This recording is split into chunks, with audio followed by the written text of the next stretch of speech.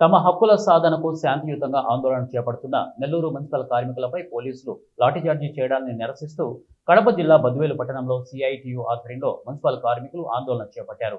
ఈ సందర్భంగా యూనియన్ నాయకులు శివకుమార్ మాట్లాడుతూ రాష్ట్ర ప్రభుత్వం మున్సిపల్ కార్మికుల ఉపాధికి గండి కొట్టే విధంగా నెల్లూరులో అవుట్సోర్సింగ్ విధానానికి వ్యతిరేకంగా శాంతియుతంగా ఆందోళన నిర్వహిస్తున్న కార్మికులపై మహిళపై లాఠీచార్జీ చేయడం అమానుష్యంగా ప్రవర్తించడం క్షమించరాని చర్య అని వెంటనే వారిపై చర్యలు తీసుకోవాలని ప్రభుత్వాన్ని డిమాండ్ చేశారు.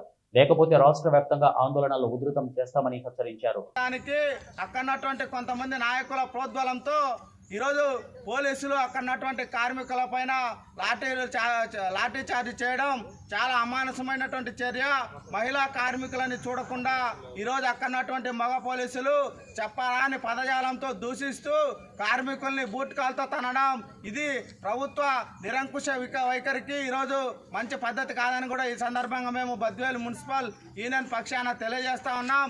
ఇప్పటికైనా మా పోరాటం పోలీసులతో కాదు, మా పోరాటం అధికారులతో కాదు, మా పోరాటం ఈరోజు రాష్ట్ర ప్రభుత్వం ముందుకు తీసుకొస్తా ఉన్నటువంటి ప్రైవేటు విధానాలపైన మేము పోరాటం చేస్తాం.